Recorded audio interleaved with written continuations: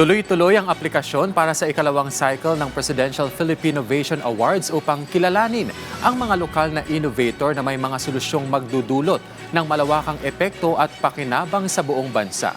Si Bernard Ferrer sa sentro ng balita.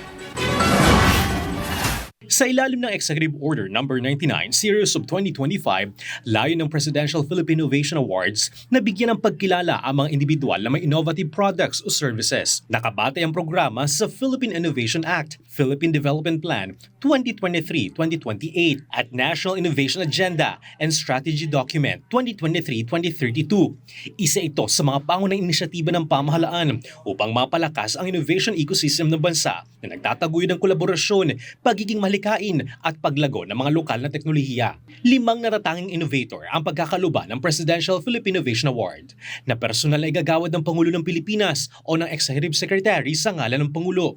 Bukas ang kompetisyon sa mga individual na may hindi bababa sa 60% na pag-aari ng mga Pilipino at nakarehistro sa Department of Trade and Industry, Securities and Exchange Commission o Cooperative Development Authority. Kinakailangan din ang ipapasang products o services ay nasa early stage commercialization, may gumaganang prototype o operational model, at may intellectual property registration o kasalukuyang aplikasyon para dito. Dadaan sa 2 yugto ang kompetisyon. Una, ang sub-national level tulad sa NCR, Luzon, Visayas at Mindanao. Sunod ang national level kung saan magtatapat-tapat ang mga finalists. Isang open category competition ang PFA, kaya bukas ito sa iba't ibang uri ng innovation.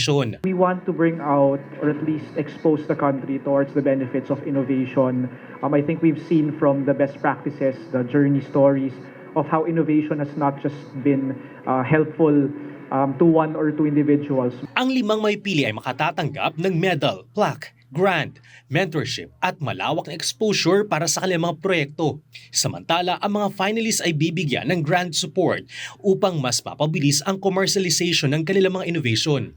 Ang deadline ng pagsusumite ng mga aplikasyon ay sa March 15. Bernard Ferrer para sa Pambansang TV sa Bagong Pilipinas.